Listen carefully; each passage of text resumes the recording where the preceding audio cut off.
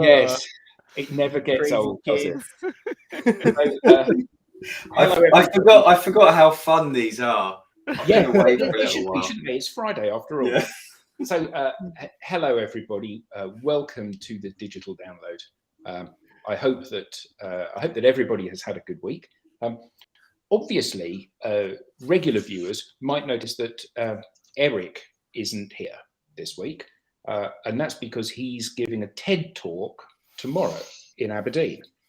And Tim isn't here this week because he's gone to Aberdeen to watch Eric give his TED talk tomorrow. And in fact, I'm going to Aberdeen straight after this in order that I can watch Eric give his TED talk. So normal service will be resumed next week. If you can call this normal. Well, yeah, good point. Good point. So if we go around and introduce ourselves, Rob. Hi, I'm Rob Durant, founder of Flywheel Results and a proud DLA partner. Alex. Alex from Sapiro, founder of Sapiro and proud DLA partner. Thanks for having me. Linwood. I'm Linwood Ross, founder of Accelerate and DLA Ignite. Let us know at the end of this episode. Yeah, I'll tell you later. Yeah, and lastly, I'm Adam. I'm co-founder of DLA Ignite, and last but least, I meant to say, co-founder of DLA Ignite, and delighted to be here. So this is our weekly roundup of what's gone on. Although increasingly we seem to be talking to really interesting guests, and the last couple of weeks we've had interesting guests, and we've got interesting guests to come up, and this week we're looking at data. Which is one of those really fascinating things, I think, for businesses in the modern age. Because data, we all understand the importance of data, or do we? Is my point. Because I think that everybody gets that data is about truth and about fact and about helping to make right decisions. But one of the things that when you really scratch underneath the surface, I always think that those are platitudes that people use because they don't actually understand how data can be used. And they don't understand the importance of data and how to collect data and all of those things around making better decisions and having more insights. So today we have a very important guest. I first heard of this person at an event that I was at. I was completely blown away by the presentation that they gave. And at the time, they were head of data for Money Supermarket. And ever since then, I have been trying to meet up with them for a coffee. And for whatever reason, we just haven't been able to synchronize diaries to do so. And in 2019, this person was named in the DataIQ 100 list, named the most influential person in data in the world. And actually, they're always on the top 100 list, just that they happen to be at the very top that year. And they're in it again this year, and I don't think the positions have yet been released. But this person has, as well as taking up advisory roles at European Data Science Academy, NEOS, Avanta, part of Gartner, and Cambridge University, this person went on from Money Supermarket head of data to be chief data scientist at Aviva, and the last couple of years has been head of data at the Lego Group. So what can I say? We are not worthy. So I'd like to introduce Orlando Machado, also the person with the coolest name of any guest that we've had, and I suspect any guest we're ever likely to have. So Orlando, welcome. Wow, what an intro. Yeah, thank you for having me. And yeah, hi everyone. I hope you've all had great weeks. Hi, Orlando. Actually, in honor of you joining us today, I just spent a little time this week doing this. Just wanted to. Oh, I very just nice. took my spare time and I put this together so that. Very nice. I'm not worthy. Fantastic. So I think that one of the things that's really interesting about what you do in the world of data is that at the point that you got into data, there was no data industry, really, was there? You know, it's like 25 years ago. So tell us how you decided that this would be something exciting to do, and explain the journey of data as an industry, because you were there at the inception, really, and you're there now, and you must have seen enormous changes. Yeah, I mean, totally. I think I was always interested in maths and sciences. I did a degree at Warwick University. I did a degree called Morse, which is Maths, Operational Research, Stats and Economics. Now it's a pretty popular degree. At the time when I did it, I think there were 30 of us. You know, I think now many hundreds of people do this course, but there were 30 of us then. And it really just sparked my interest in problem solving and using maths and some of these kind of numerical techniques to solve problems. I took the decision to go straight to a PhD, and the PhD was in applied statistics. It's the kind of thing that would be called machine learning today, because it was it was about kind of extending the reach of some statistical techniques using some of the advances in computing. But as you say, there wasn't a great deal of data. I think I had a data set of 2,708 records, which was kind of groundbreaking at the time. But it seemed like something quite interesting to me. There was a problem around people losing their hearing when they worked for noisy industries. But it was actually quite hard to unpick whether this was the natural process of aging or whether the noise of an industry was a contributing factor. So there was an opportunity to use some fairly advanced statistical techniques to try to unpick that. But to me, I had no idea at the time that this was going to turn into a huge industry. It was a personal attempt to do something quite interesting, kind of quite unusual, to be a bit more independent and to think about how I could use problem-solving skills in the real world. I had no idea at that stage that this would turn into a big career. And actually at the time, people gave me slightly strange looks for taking this kind of option, which would, on the face of it, leave me overqualified for every other job. And, you know, unless I wanted to go into academia full time, there weren't too many other options. That's when I guess the industry took off. So I finished with a PhD in 1996. So that's when I got my PhD. It was kind of quantitative analysis in finance was getting pretty big, but I didn't feel that was really the right route for me. I wasn't kind of too interested in the field. I took a job in academia, actually, which was quite interesting. It was about trying to use statistical modeling to predict the budgets for health services, actually in an epidemiology department. So the kind of thing that became very trendy again in 2020.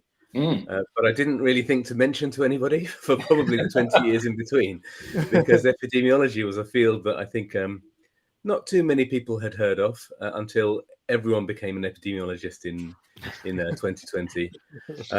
But you know, in 1998, when I was doing this for Leicestershire Health Authority, it was quite an advanced, you know, very kind of modern approach to using data, and it was relatively rare.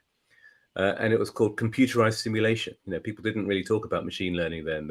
We were talking about using computerized simulation, using actually techniques that have become very popular, Bayesian analysis, the kind of probability forecasting, but with a very serious outcome, which is about trying to get the budgets right for very specialist health services. And these are people with severe disabilities.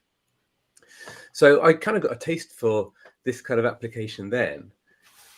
I've done a number of roles since, and I think this field has just exploded. You know, certainly over the last 15 years, but actually even faster over the last 5 years, with advances in computing power, the advances in the kind of mathematical techniques, but I think more importantly, the amount of data in the world.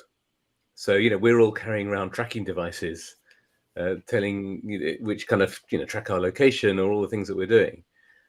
So that's a huge amount of data. I think also the definition of data has broadened. You know, data used to be really the kind of things that you could imagine in a spreadsheet, rows and columns of labeled numbers. But now video is data, pictures are data, audio is data, all of these things, because they're digitized, they are essentially data sources. And so when you've got this wide variety of data, and you've got more computation, and you've got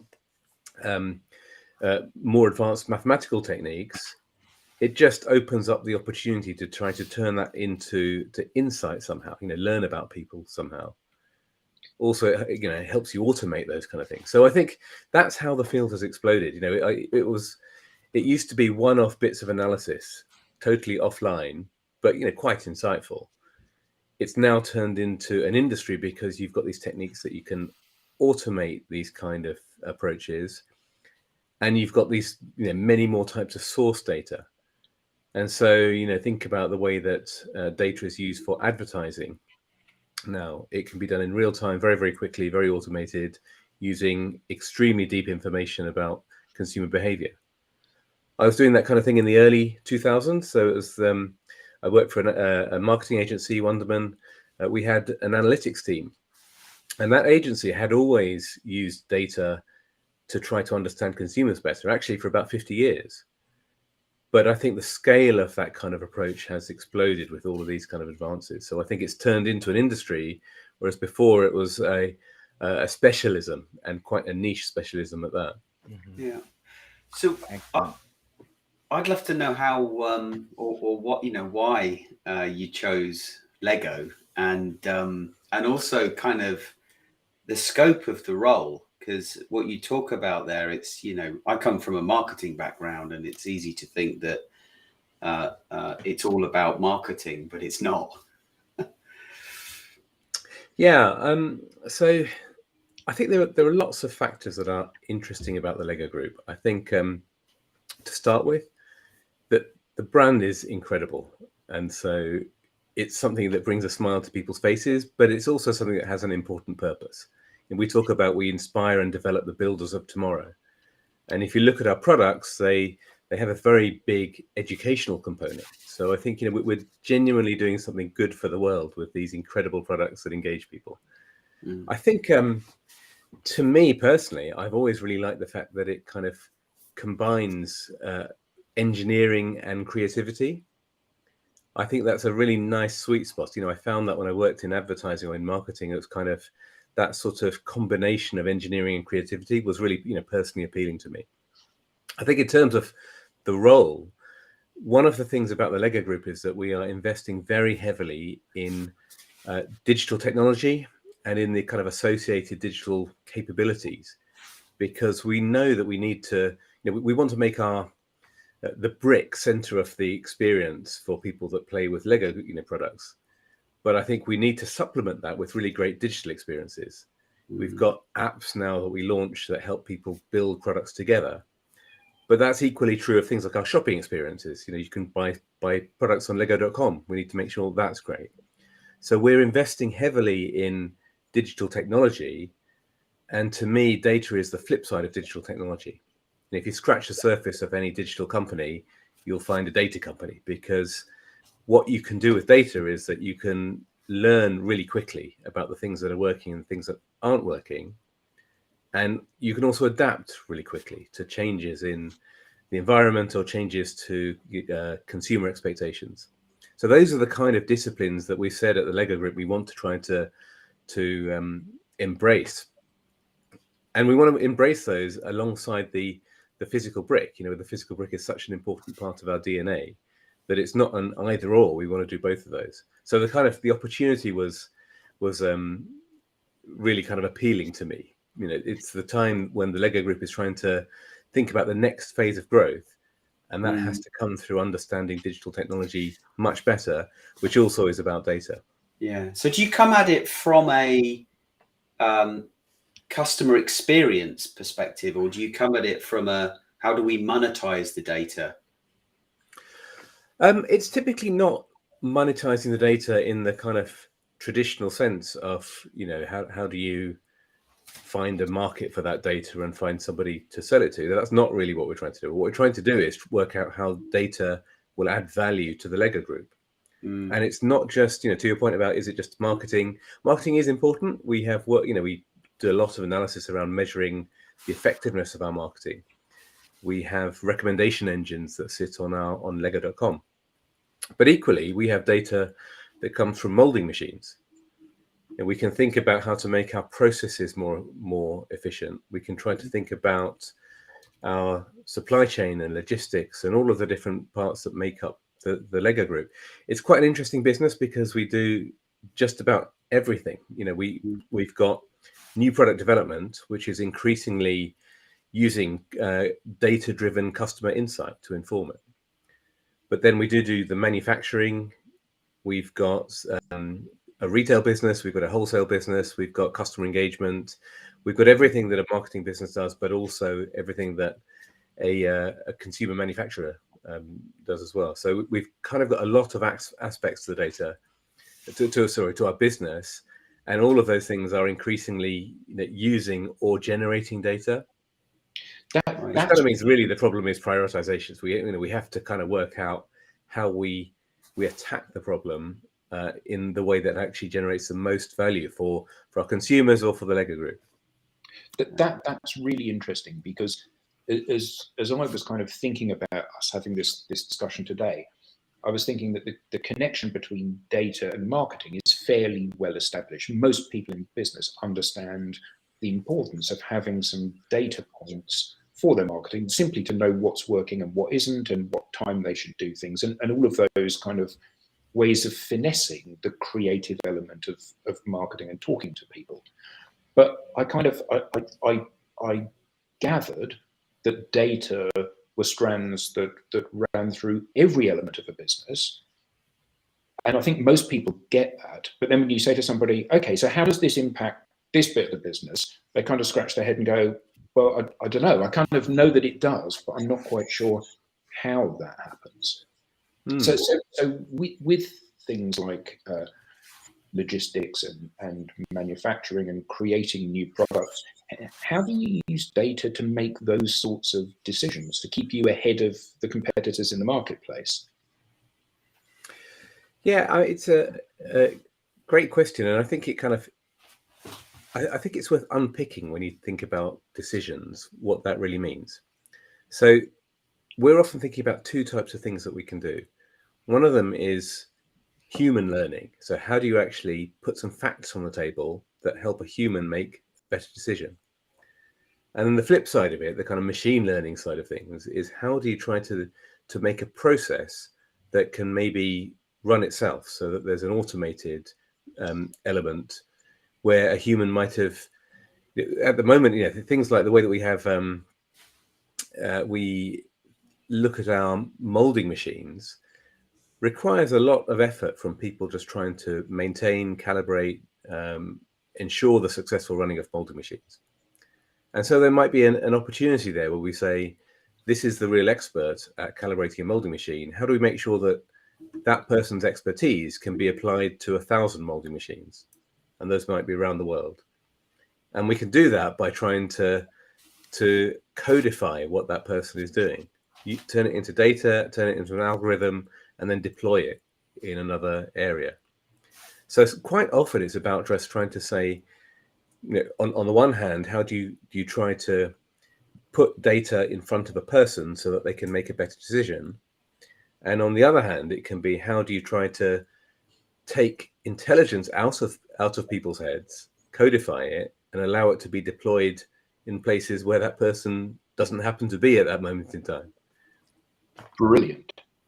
Because I remember reading or hearing a few years ago that data scientist was one of the most in-demand roles of the next decade. And certainly data scientists seem to be cropping up all over the place now. So why does a business need a data scientist? Well, it's still, the thing about data scientists, I mean, it's still true that if you Google sexiest job of the 21st century, you get data scientists coming up as Google's #1 result. That's been true for about 10 years. I was with my team in Denmark on Wednesday, and we were kind of talking about this, about how data scientist has become the very trendy term. But I think increasingly data engineers have become recognized, I think, for the role they're playing. And data engineers are often about kind of ensuring the efficient transfer of data across an organization in a way that makes it usable. And that's as important as the data scientist, which is about just trying to distill the data into something that is an insight, or something that's an algorithm, which is essentially an automated summarization of the data.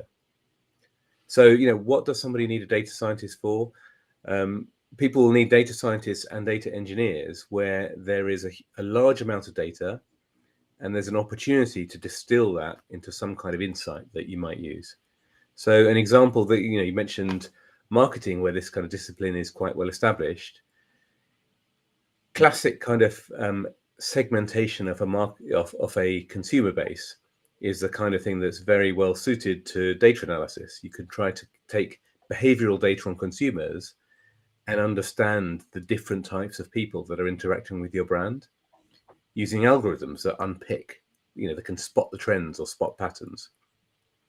You can take that to quite an extreme, where you get to sort of personalization situations, where an algorithm will automatically try to match an individual person with an offer or a product that's right for them. And those kind of algorithms are built by data scientists, but they're built in conjunction with data engineers who are making sure that the data is fit for purpose, robust, high quality, available, and in the right kind of form for the algorithm to consume. So let's just actually dig down into that a little bit, because that's really interesting what you said there. So you come onto my website. I'm trying to make sure that I maximize the value that I get with you, the customer, on my website. So I'm going to make some of those decisions about the things that might be offered to you.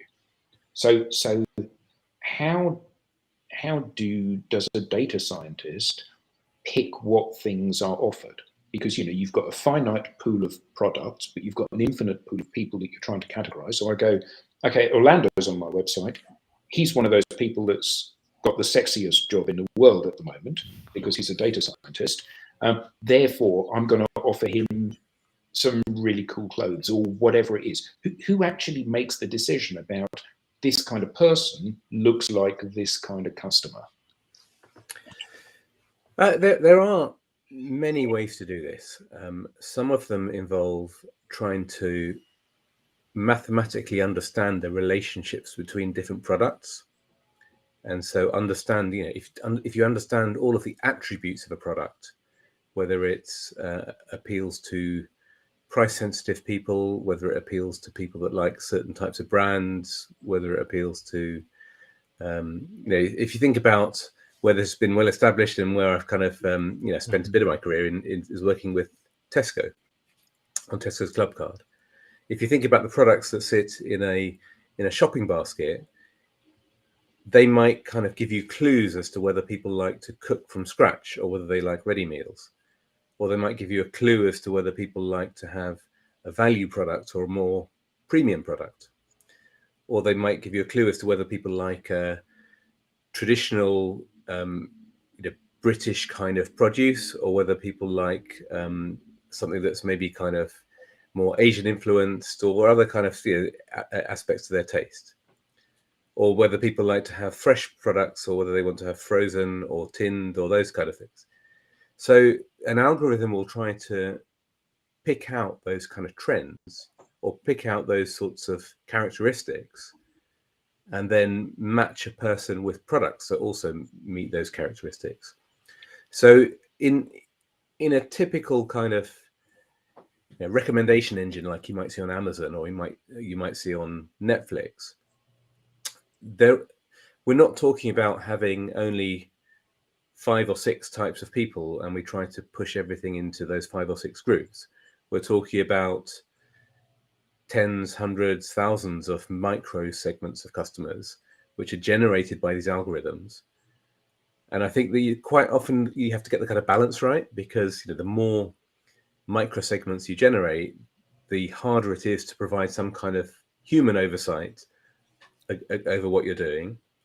And that may or may not be a problem. And it's typically, it's a problem if you're talking about something very sensitive. It's a problem if you're talking about something like, financial services area, where you're kind of, there are bad outcomes to recommending the wrong kind of product.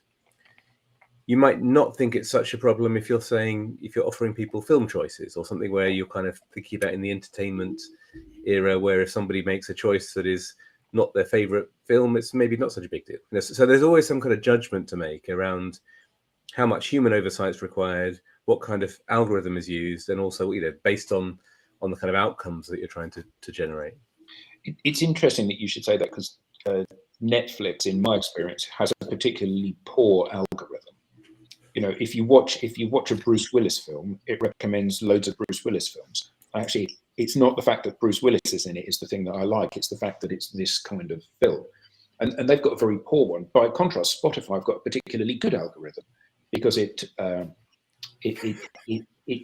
offers things up that are I think that probably Lemwood is laughing at this.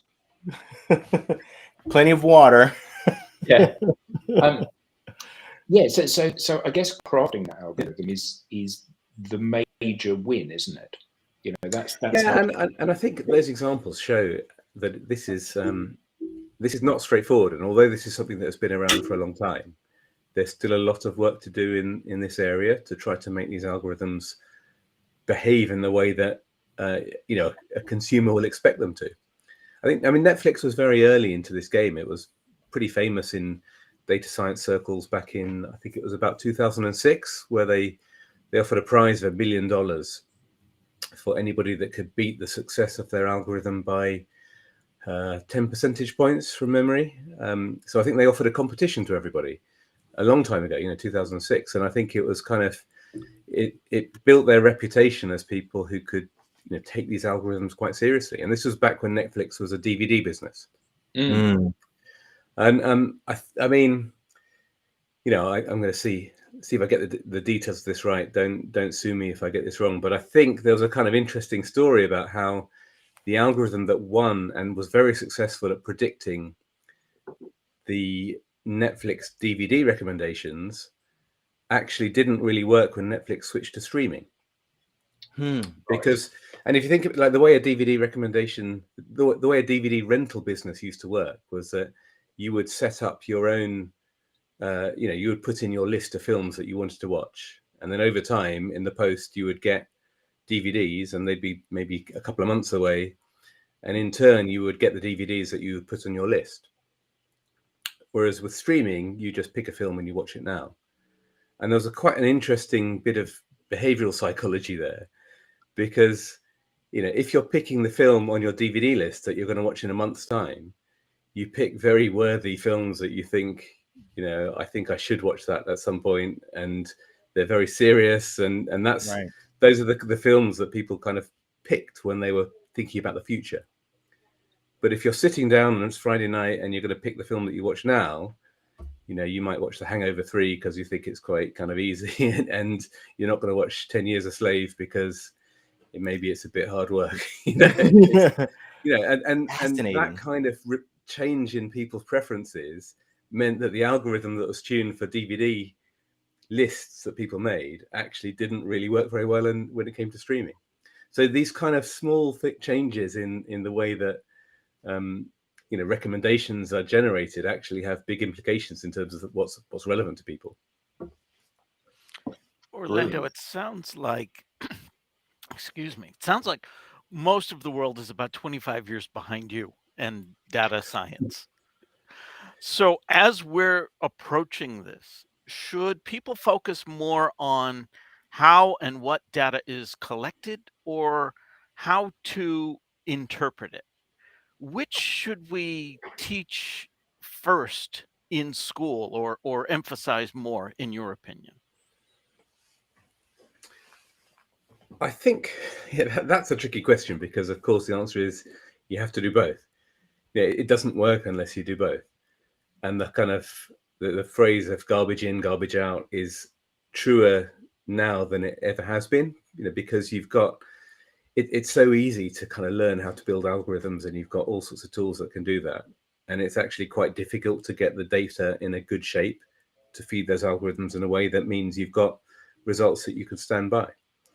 But I think if you think about, you're talking about people at school, university, and education, I think understanding the second one, so understanding the opportunities and what you can do with data, I think probably has to come first, because that kind of sparks the interest. I think it sparks the demand, but I think that needs to be closely followed up with the hard work that has to happen to make this robust, because there is a risk that we have a pool of kind of, you know, happy amateurs who can dabble in some of these things, but actually don't understand about robustness or the consequences of getting it wrong.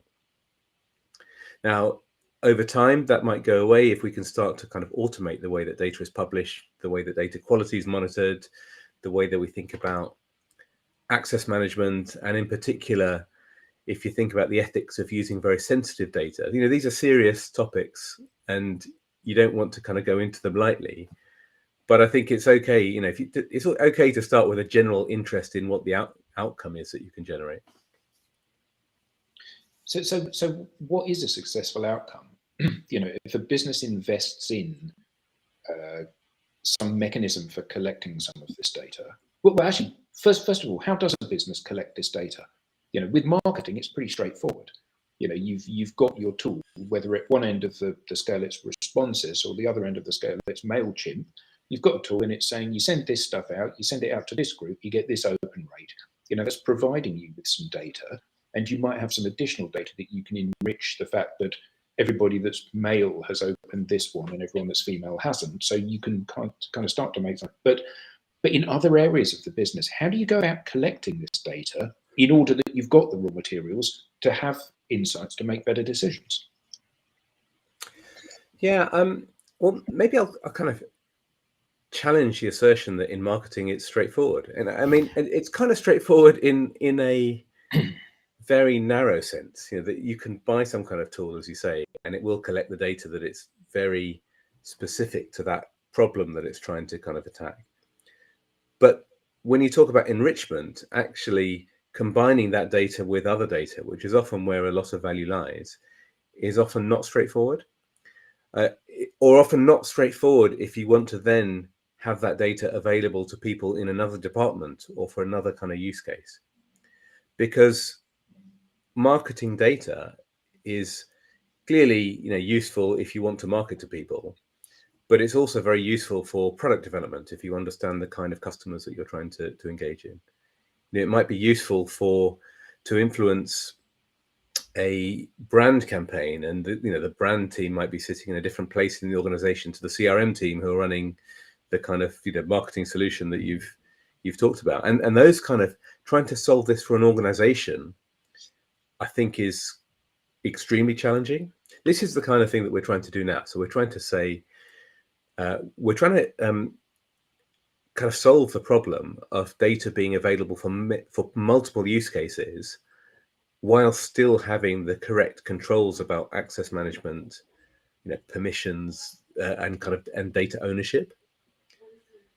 And so the way that we do that is what we have, we're building a central platform that allows people to publish data on that platform and allows other people to access data with the technology associated with it that maintains the lineage and the kind of the reason for which that data was collected, so that we understand the boundaries around which we can use that data. I don't think that's a straightforward problem for any kind of big company. I mean, I think you'll find that most big companies have challenges in this area. And in particular, there are challenges for bigger, more established companies that have a lot of legacy systems.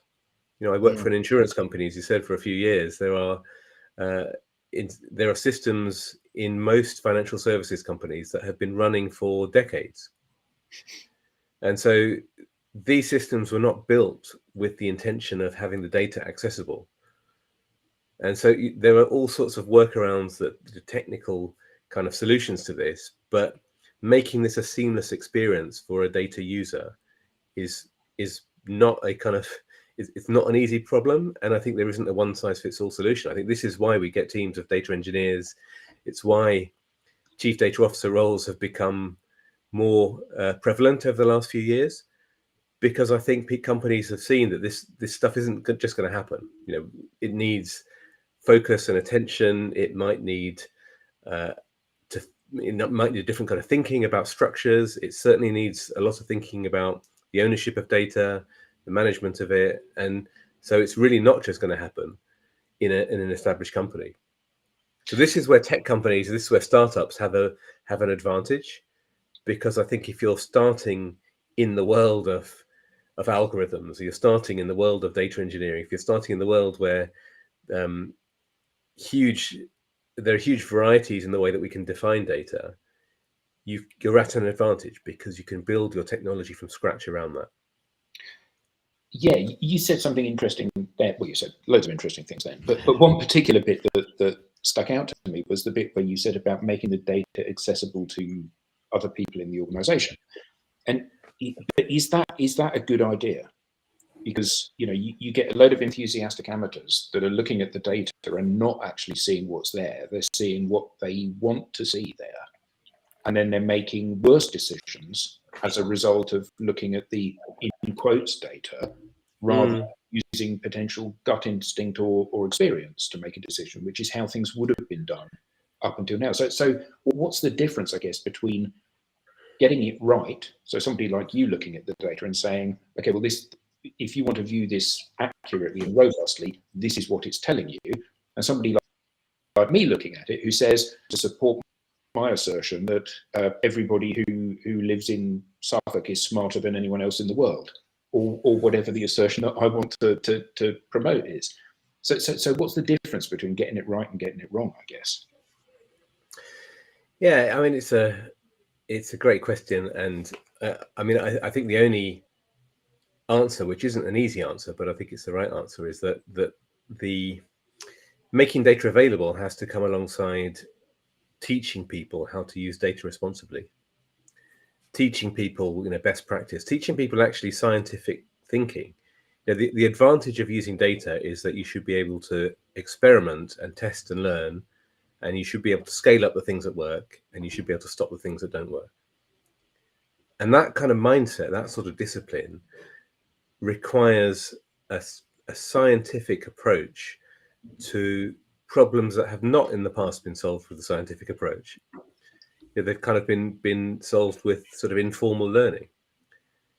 And there is a risk, and you do see it in companies where they start on their journey of becoming more data literate, or whatever they want to call it. And what happens is people just ask for some data that supports the view they had before, and then don't pay any attention. They don't pay any attention to data that doesn't support that view, or you get people that just don't want to do something, so they keep asking for another question that's around data, and they say, "Oh, show me the data, and show me some more data, and what about this bit of data?" And there are ways in which you can sort of misuse the philosophy of data literacy or being data driven.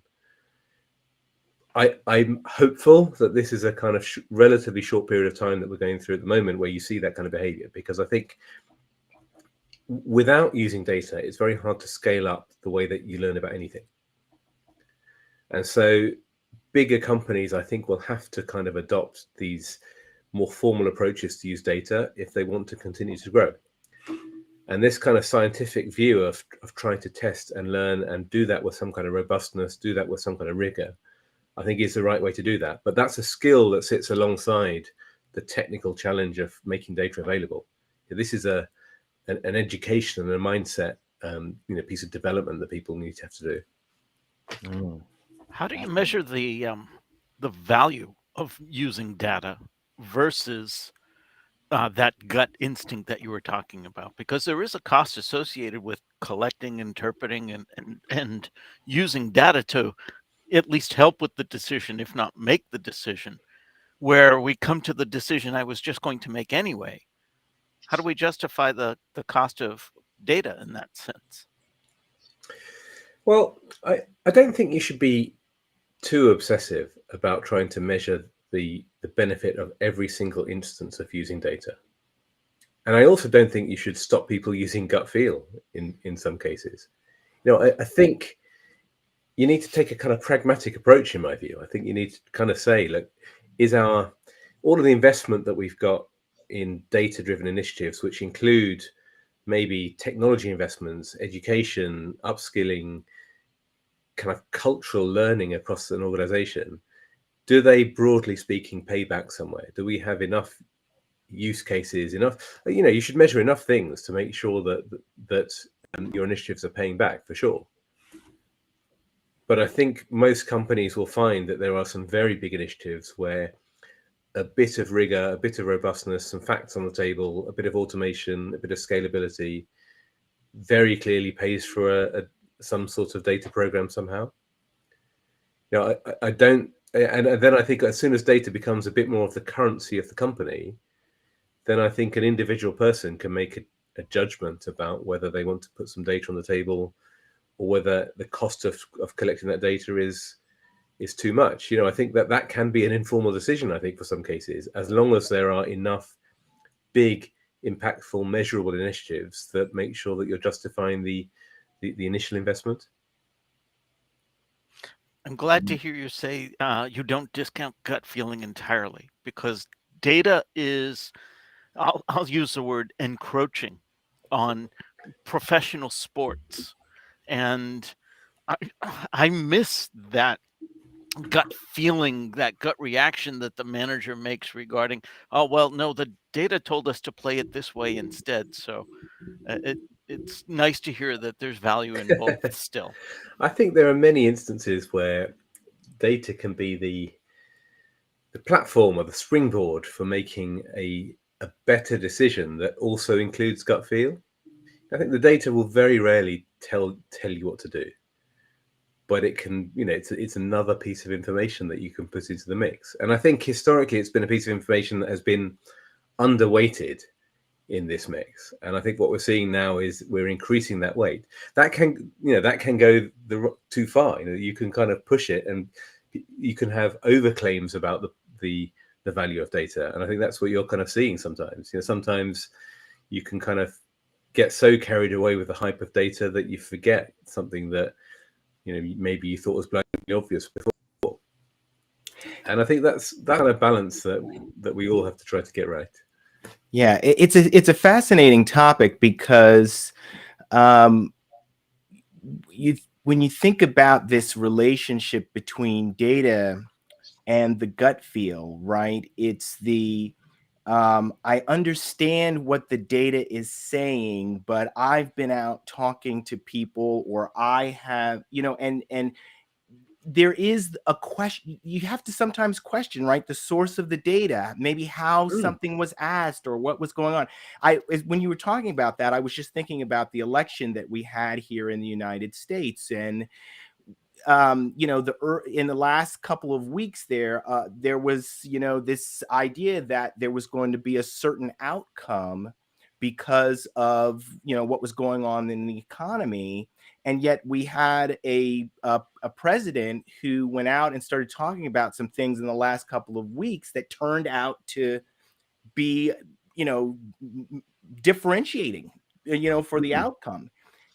And so it's really very fascinating to me how you really have to really think about the sources of the data and what's going on, and determine whether that is consistent with your experience, or whether there might be a problem in the data. Would you agree with and I think what you're kind of, the example that you give is a good example of something a bit more general, which is trying to predict human behavior in uncertain times.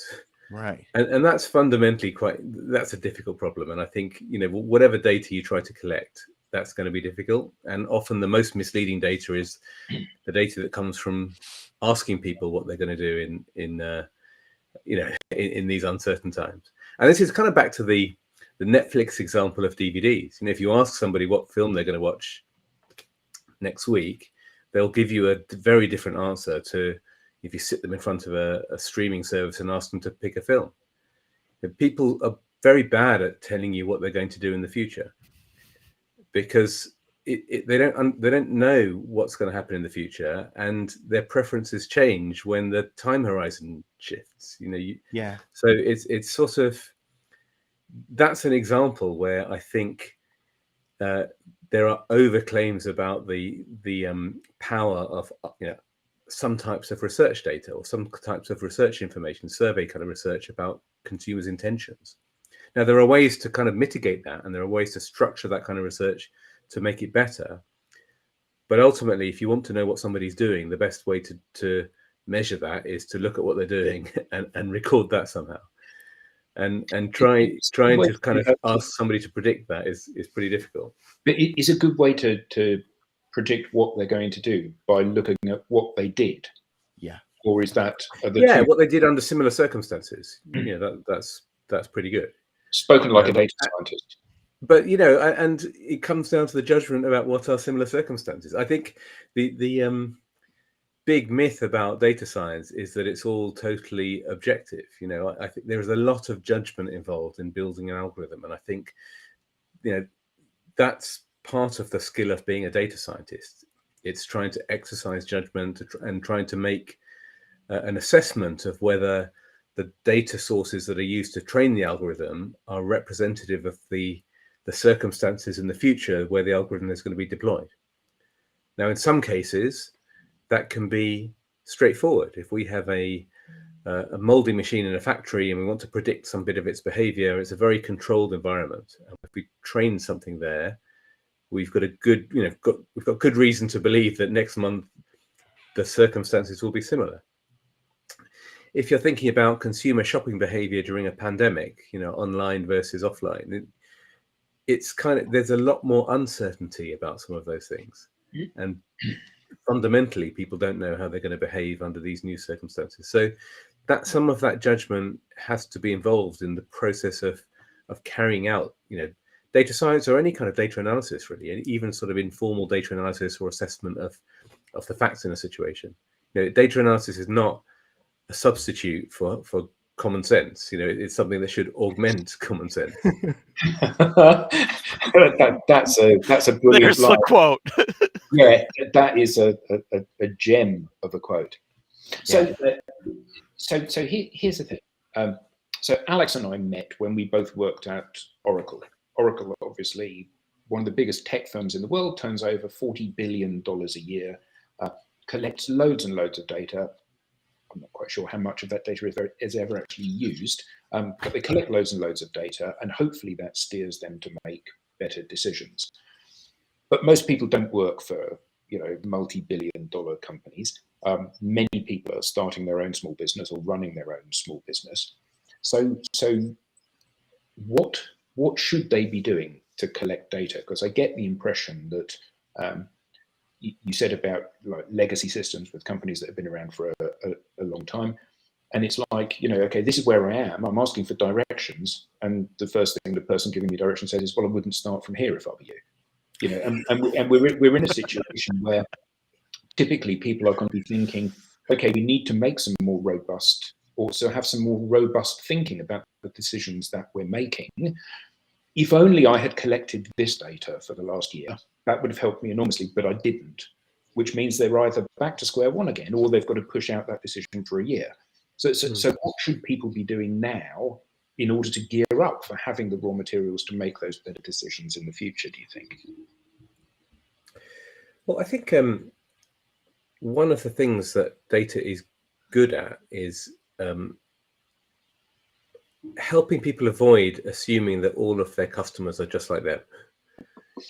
And so starting off with some kind of measurement of how customers are behaving, how they're interacting, any kind of other information that you can gather on in terms of customers' backgrounds or anything that you can kind of, I think that's a good place to start, because I think that's where there are often some revelations.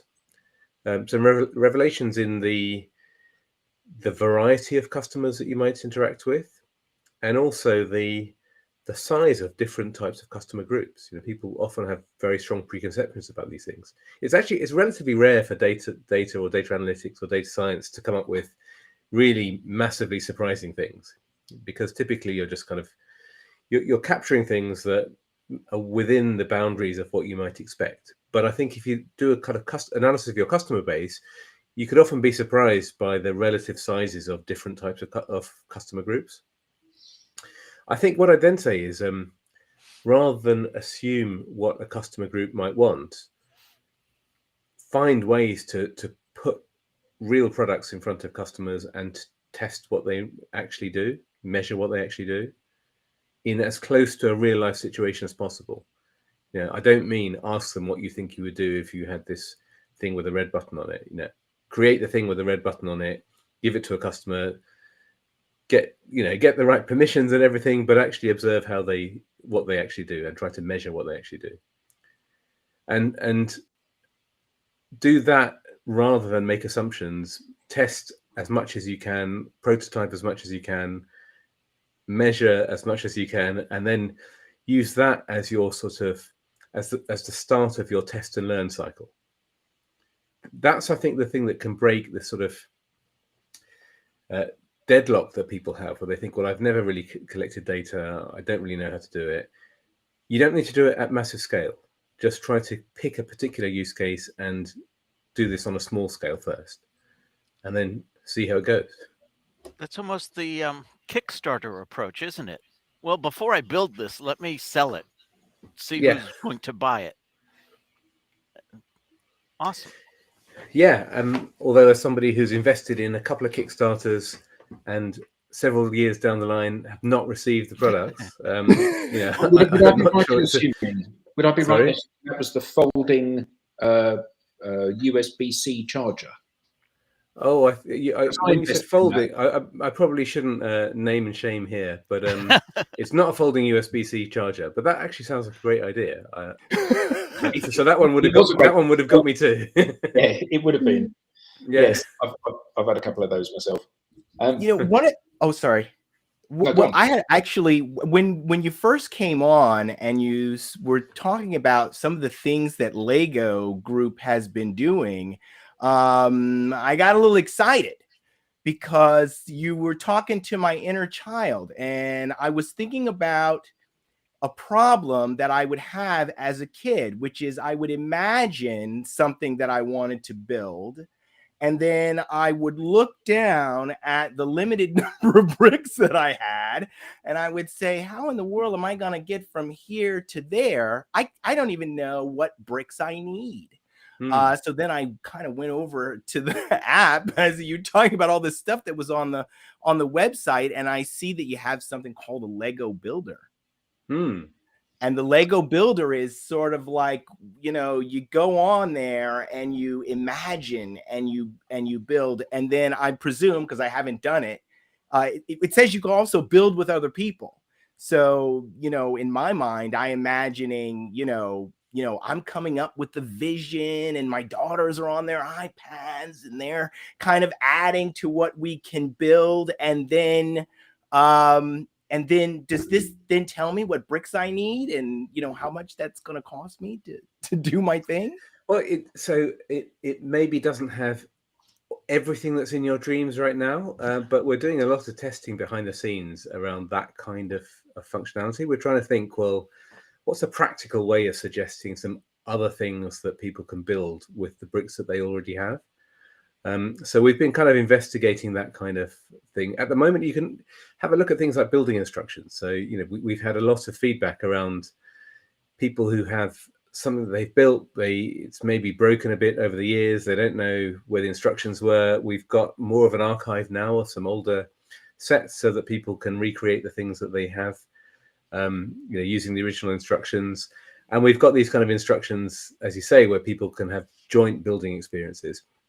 The Lego Builder app, I think, is we're going to have a whole load more stuff that we'll be adding to that app.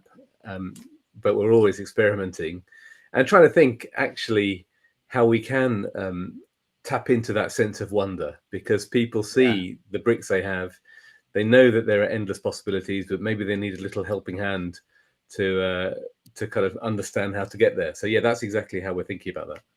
Yeah, that is just really exciting. I actually think, because I was looking at it, I was like, this is kind of like marketed to kids, but with the possibilities, right, of what we can do with digital and what we can do with data, I'm thinking to myself, wow, there are a whole lot of adults who remember the limitations of what they could do as a kid that might get re-engaged with Lego with, you know, some digital help and a much bigger budget. Yeah, that's always nice. Yeah. But, you know, we encourage everyone to play. We don't think that stops. You know, we've got a phrase internally, children are our role models. So we kind of, we want everybody to really embrace that playful spirit. And it doesn't matter what age you are. Yeah, it's fascinating. I love it. Thanks so much. Brilliant. So any last questions for Orlando before we wrap up? So actually, you can have a comment on this one that came in from Martin earlier. I fully understand how Lego as a company is digital and data driven, but the end product, the Lego brick, is, well, it is the most analog possible of things, isn't it? In every way. So that must have been a big shift for the organization, you know, making plastic bricks that kids play with.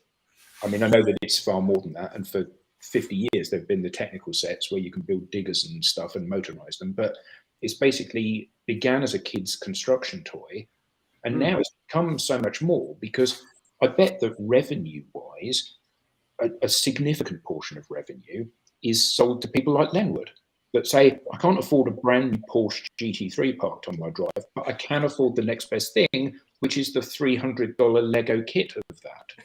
So how has the company made that transition, I guess? Yeah, or if you're like me, my wife won't let me buy a real Mustang, but I can buy a Lego build of a Mustang, and it's great. But it's kind of, we still see kids as our target market. You know, the products that we build have a lot of learning in them. They have you know, lots of education. When we talk about inspire and develop the builders of tomorrow, the main people that we want to interact with are kids. You're right, adult fans are a big and growing and important part of the mix, but I think we want to get that balance right. We don't want to move away from the focus on kids. We just want to create, you know, great adult products as well. And you find that the adult products that we create are often tapping into this kind of childlike sense of wonder as well. We have lots of people who've grown up with Star Wars who want to have a bigger, you know, Millennium Falcon, all these kind of, you know, fantastic builds that we can create.